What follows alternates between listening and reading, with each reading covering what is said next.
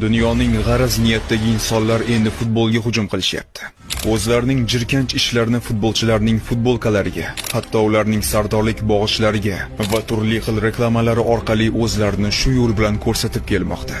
Albatta LGBTni targ'ib qilayotganlarga juda ko'p futbolchilar qarshi. Agar futbolchilar bu ishni qilishmasa, maydonga tushirmasdan zaxirada qolasan deb tahdidlar ham qilishgan. Muhammad Salah: agar futbolkamga LGBT ramzi tushirilsa, men futbolda o'ynamayman. Cristiano Ronaldo: bu g'irt masxarabozlikning o'zi, bu ishni to'xtatish kerak. Zlatan Ibragimovich: futbolni faqat erkaklar o'ynaydi. Agar LGBTni targ'ib qilmoqchi bo'lsangiz, men boshqa jamoaga ketishim mumkin. N'Golo Kante: men hech qachon bu ramz bilan maydonga tushmayman.